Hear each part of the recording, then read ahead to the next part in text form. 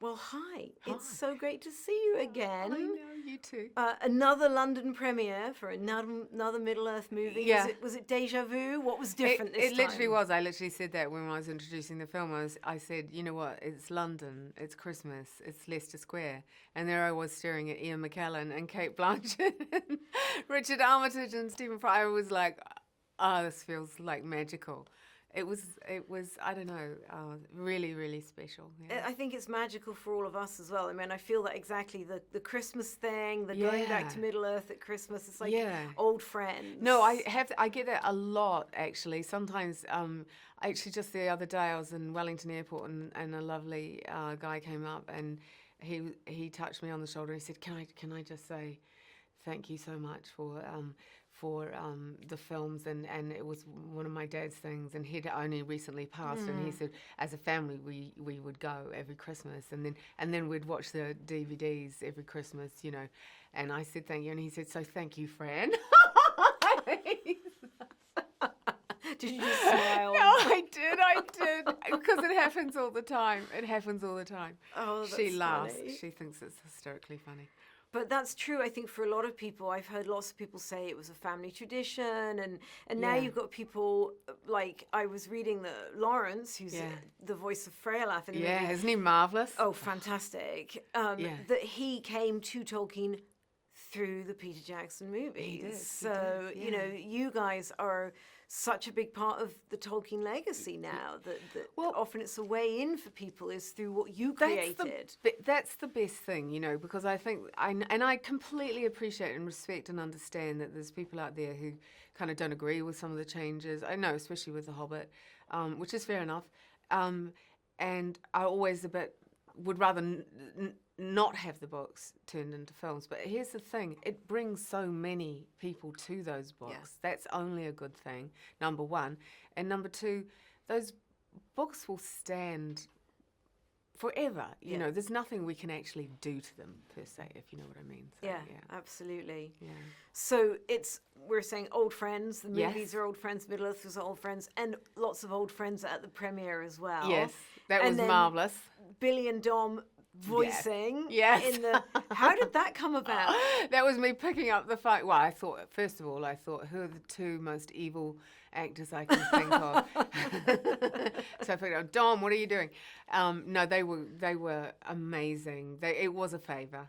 The reason why them is one because I know how good they are as actors.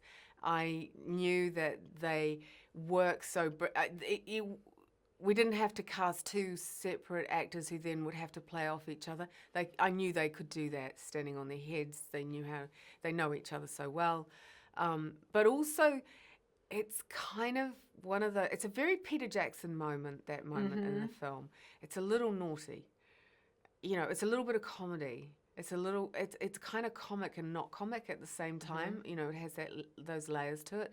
And so I knew those guys would be able to walk that line where they could play the comedy without pushing it too far, and they could have that underlying threat in there as well. Right. And that's because they are both phenomenal actors, and that's actually really why we did do it.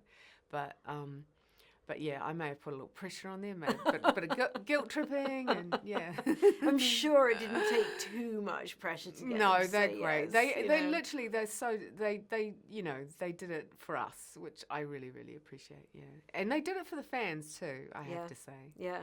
I did say that to them. I said I think this is one for the fans. Yeah. Well, again, we all love that it's old friends. So again, and we talked about this a little bit in New York, but seeing Sir Christopher Lee's likeness, hearing his voice, what a moving moment. Yeah. It's sort of magical that one can do that, you know? And Exactly. there he is. Yeah, yes, he's one of the characters who's in all the films, I think. I'm not sure if he's in Battle of the Five Armies, but yeah, he's in all our films. And what's beautiful about that for me is that he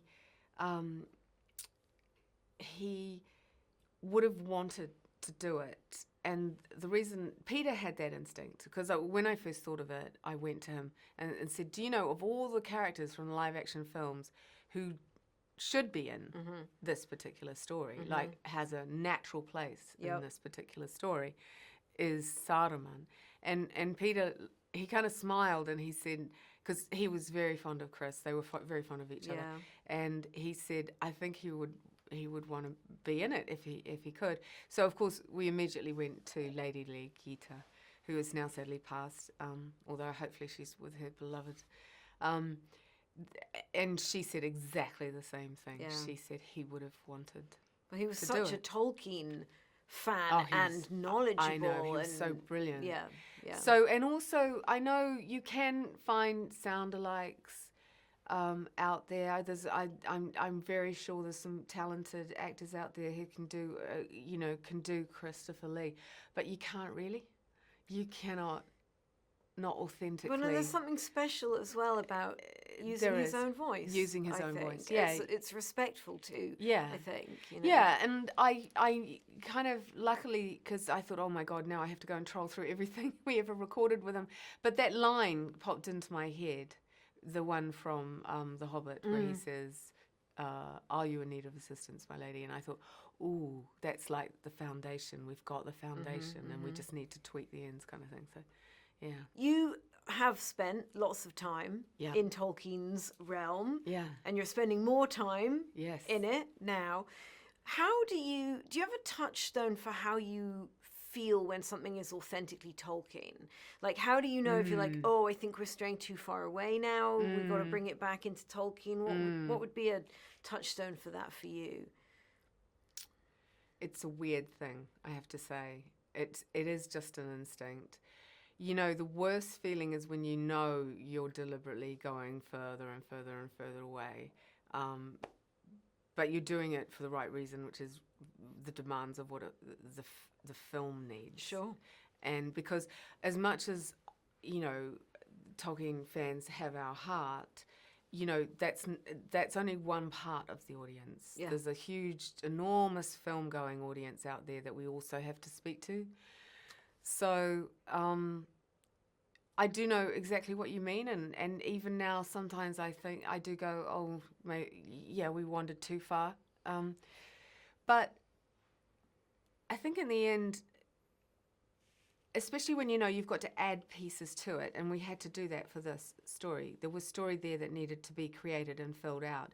We just try to be as authentic as we imagine Professor Tolkien would be. So, for example, with the Rohirrim, I looked at Beowulf again. I looked at the Norse sagas. Actually, most usefully, and I know he did not base the Rohirrim solely on Anglo-Saxon culture, but it was still of that ilk, of that flavour, and so went into several histories of Anglo-Saxon. Not just law, but actual historical figures, and we drew upon those. Especially, I think I've mentioned this several times, but Athelflaed, the daughter of Alfred the Great. Yeah. And also several of the a lot of medieval, not a lot, but there are. A lot. I found many instances in medieval history where there were women who refused to marry. Yeah, they did not want to marry. You know, and some of them paid a price for that choice. But yeah, I thought that was really interesting as well. Yeah, women who have some sort of power and know that they're going to lose it if they marry. I mean, Elizabeth I is the obvious example of that. Yes. Also, we knew a lot about the Rohirrim culture within the broader tale, and especially the Shield Maidens. Now, that was actually going to be my next question. Yeah. So I'm glad that you mentioned that, because that was one thing that I loved in the movie, was this idea of their. When I think of Aragorn saying to Éowyn, "You're a shield maiden of Rohan," now we have some context that means something very specific. Yeah. That it's not just that's what he happens to call her because she's a strong woman, but there's a legacy there. Yeah, a daughter of kings. When did that idea sort of come to the fore of having a backstory, that there's a legacy of these shield maidens? Honestly, on a practical level, we understood at some point that a narrator through this was going to be useful, because there were time jumps that we were dealing with. And Eowyn became the most obvious person. You know, she's able to give you quite a lot of story without it feeling like heavy exposition. She's able to locate the time frame in which it's set. She's able to immediately tell us that Hèra has no mother, you know, all of those sorts of things. And so what we did is we tried to keep her being a character, keep her being a part of the story. So I talked to Miranda about the fact that she's probably telling this to her son.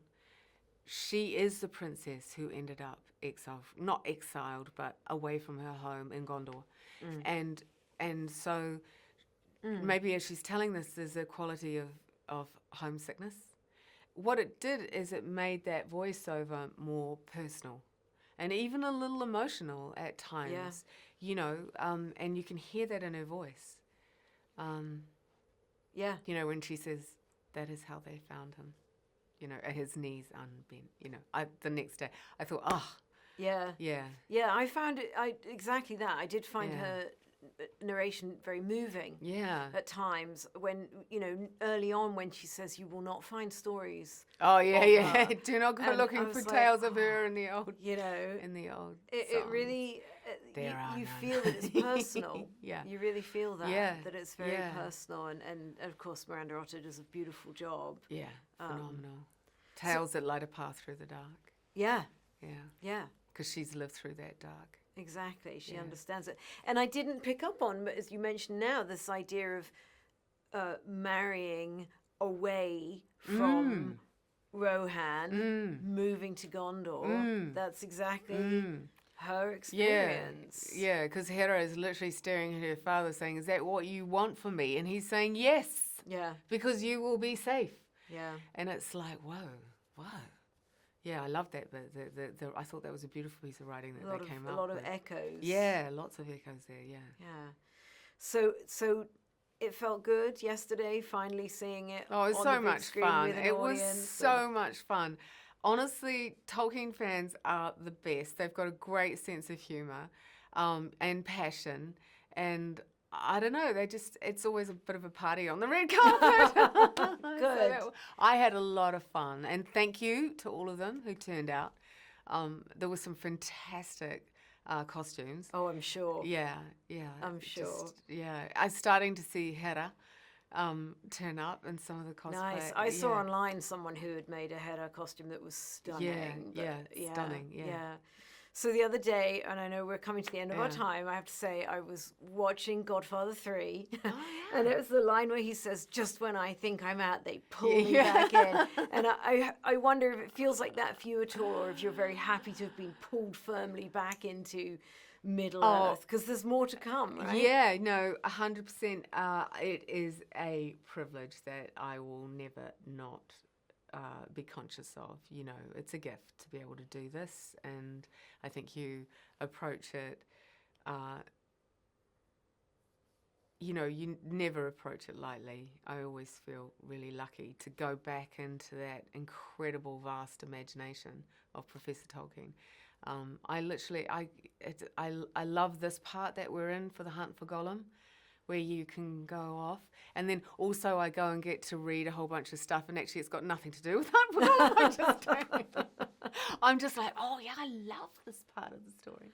Well, it's a gift for all of us as well. So thank you. Thank you. And love can't TheOneRing. wait for the next one. Oh, we love you too. I love you guys. I love that you encompass so much of everyone who brings anything to this world. So I think it's fantastic. Well, I always think of it as, you know, the road goes ever on, and here we are, and we're still doing it again. Well, you better come back. You better be on the next one. I look forward to it. More to come.